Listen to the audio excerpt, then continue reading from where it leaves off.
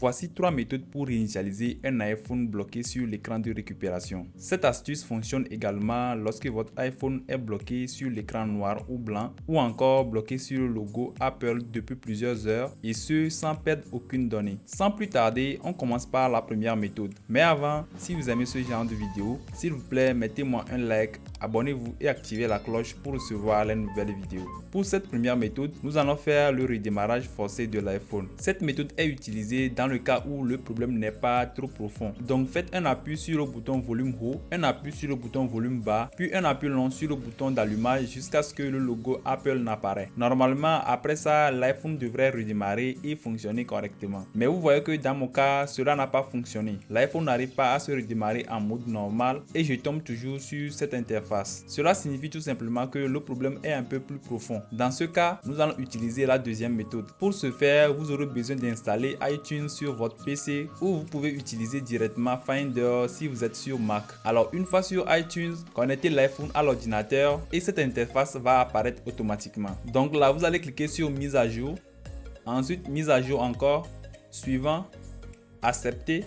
Et là, normalement, vous allez voir le firmware qui sera en train de télécharger. Alors, sachez qu'avec cette méthode, comme vous pouvez le voir, de 1, le téléchargement échoue d'habitude parce que cela peut mettre beaucoup de temps à se télécharger. De 2, il arrive souvent que la réparation s'arrête en chemin, ce qui peut provoquer la perte de vos données. Du coup, pour éviter tous ces problèmes et avoir une solution simple et efficace, j'utilise le logiciel Tenorshare Reboot, un logiciel professionnel spécialisé dans la réparation des problèmes sur iPhone sans perte de données. Comme d'habitude, je vous mettrai le lien de téléchargement en description. Une fois sur le site, cliquez sur télécharger gratuitement pour télécharger le logiciel et après l'avoir installé, ouvrez-le comme ceci. Donc voici l'interface du logiciel, très simple et moderne. Ici vous avez plusieurs fonctionnalités comme la réparation du système iOS, l'entrée et la sortie du mode de récupération, la mise à jour et rétrogradation, la réinitialisation en un clic et une option pour accéder à plus de fonctionnalités. Je vous laisse jeter un œil de votre côté. Alors pour commencer, connectez votre iPhone au PC via câble USB.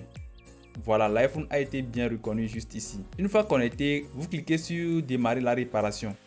Là, vous avez deux options. La première qui est la réparation standard. Il répare l'iPhone sans supprimer les données. Et la deuxième option qui est la réparation avancée qui répare l'iPhone mais supprime les données. Moi, j'ai des données très importantes sur le téléphone. Donc, je vais choisir la réparation standard. Ensuite, cliquez sur le bouton réparation standard. Ici, le logiciel va détecter automatiquement le firmware compatible avec ton iPhone. Donc, tu vas cliquer sur télécharger. La durée du téléchargement dépendra de ta connexion Internet. Mais c'est généralement plus rapide avec ce logiciel. Je vais couper cette partie et on se retrouve après la fin du téléchargement.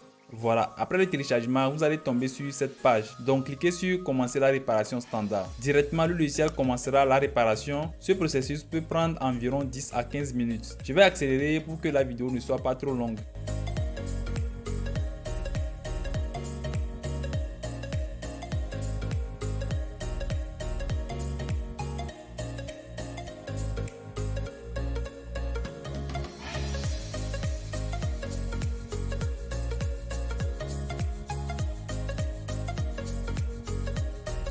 Comme vous pouvez le voir, le logiciel annonce que la réparation standard a été effectuée avec succès. Donc là, l'iPhone va se redémarrer automatiquement.